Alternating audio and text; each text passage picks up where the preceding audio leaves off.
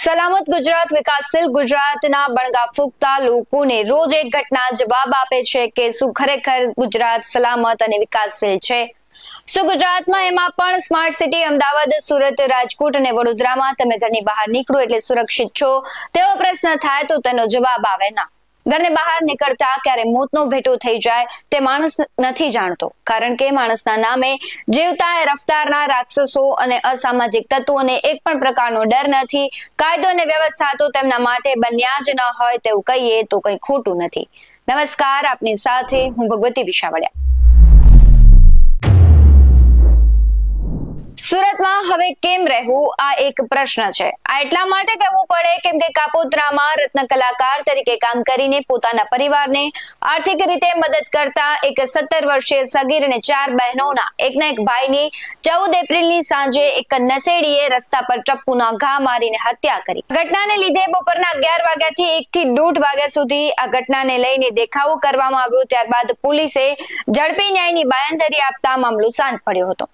વાત માત્ર એટલે નથી અટકતી. નશેડીએ નશો કરવા મૃતક સગીર પાસે પૈસા માંગ્યા, પરંતુ તેની પાસે માત્ર 10 રૂપિયા જ હોવાથી આપવાનો ઇનકાર કર્યો. આ નશાખોર આટલેથી જ નતો અટક્યો, તેણે આગળ જઈ રિક્ષા ચાલકને પણ ક્યાંક મૂકી જવા જણાવ્યું, પરંતુ રિક્ષા ચાલકે ઇનકાર કરતા તેણે પણ ચપ્પુના ઘા મારી દીધા અને હાલ તો દાનવ બનેલા આરોપી પ્રભુની તથા ચપ્પુ આપનારની પોલીસે ધરપકડ કરી લીધી છે. સગીરની હત્યા બાદ મોડી રાત્રે પરિસ્થિતિ તંગ બનતા 5 પોલીસ સ્ટેશનની પોલીસને બોલાવવી પડી. પોલીસ સ્ટેશનના ગેટને લોક મારવો પડ્યો. બાદમાં માંડ મોડી રાત્રે 2 વાગે થાળે મામલો પડ્યો. ત્યારે ફરી બીજા દિવસે બપોરે ઉગ્ર બન્યો અને તેમજ દારૂના અડ્ડાઓ ખુલ્લેઆમ ચાલતા હોવાનો આક્ષેપ સાથે મોટી સંખ્યામાં મહિલાઓ કાપોદ્રા પોલીસ સ્ટેશન આવી હતી. દારૂના અડ્ડાઓ બંધ કરાવવાની ઉગ્ર માંગ કરી. તેમજ આ દરમિયાન મહિલાઓને પોલીસ સાથે ઝપાઝપી થઈ. પોલીસ માંડ ભીડ પર કાબુ મેળવી શકી. આ દરમિયાન 17 વર્ષના કિશોરની હત્યા કરનાર આરોપીને ફાંસીની સજા આપવાના નારા લગાવ્યા, જેને પગલે મહિલાઓએ કાપોદ્રા પોલીસ સ્ટેશનનો ઘેરાવ કર્યો. આવી ઘટનાઓ બને ત્યારે પ્રશ્ન એ થાય કે કાયદો અને વ્યવસ્થા શા માટે બનાવવામાં આવે છે? જો તમે પાલન નથી કરાવી શકતા તો તમે એટલીસ્ટ મોટી વાતો તો ન જ કરો. તમને જવાબદારી આપવામાં આવે છે કોઈ પણ કાર્યની, તો તમે નિયમો બનાવો છો, પછી એ નિયમનું પાલન થાય કે ના થાય તમે ચેક નથી કરતા. એક કહેવત છે કે માણસને રાંડ્યા પછી ડાપણ આવે, પણ અહીંયા તો ડાપણ વધુ સમય સુધી રહેતું પણ નથી. થોડા દિવસ પછી તપાસ, કાર્યવાહી અને સરઘસ એવું બધું કરવામાં આવે અને નવી હત્યાની ઘટનાની રાહ જોવાય. વળી આ ઘટનાક્રમ એટલે કે સરકાર માટે તો સંવેદના, સોરી, કેન્ડલ માર્ચ અને એનાથી વધીને લોકોને સરકાર સારી લાગે તે માટે મૃત્યુના બદલામાં કાગળની નોટો. આનાથી વિશેષ કશું થતું નથી. જેના ઘરમાંથી જાય તેને ખબર પડે કે મોતની કિંમત શું છે. તમે વળતર આપી દેવાની માંગ કરો, તમે મોતની કિંમત આપો, આ તો કિંમત કહેવાય જ નહીં, કારણ કે તમે જે નિયમોનું પાલન નથી કરાવતા તેને લીધે આવી ઘટનાઓ સર્જાય છે ને ત્યારબાદ તમે મોતની કિંમત કરો છો.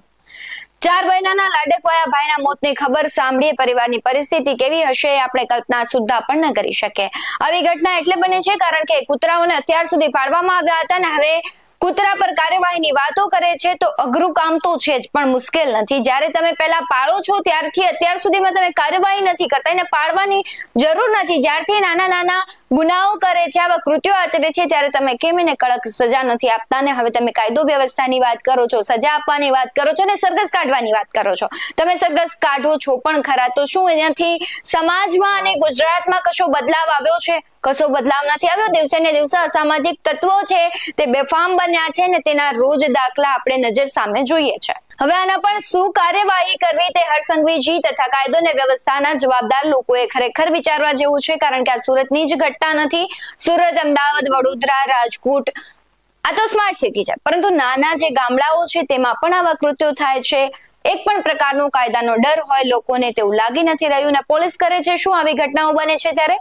જે પરિવાર છે તે રોષમાં પોતાની લાગણીઓમાં જઈ પોલીસ સ્ટેશને ઘેરાવ પોલીસ સ્ટેશનનો કરે છે, તો તે લોકોની અટકાયત કરવામાં આવે છે અથવા તેમનું ટોળું છે એને વિખેરવામાં આવે છે, તેમને સંવેદના વ્યક્ત કરવામાં આવે છે અને ત્યારબાદ તેને શું કરવામાં આવે છે? વાયદાઓ કરવામાં આવે છે. અમે એક પણ જે સામાજિક તત્વો છે તેને છોડીશું નહીં, આમ કરીશું, તેમ કરીશું, પરંતુ કશું થતું નથી. નવી ઘટના આવે, આ ઘટનાના 2-4 દિવસ આ ઘટના વિશે કાર્યવાહી કરવામાં, નવી ઘટના આવે એટલે આ ઘટનાને ભૂલી જવામાં આવે છે. આ રોજનું થયું છે. હવે આ મુદ્દે આપનું શું કહેવું છે કમેન્ટ કરી જરૂરથી જણાવજો.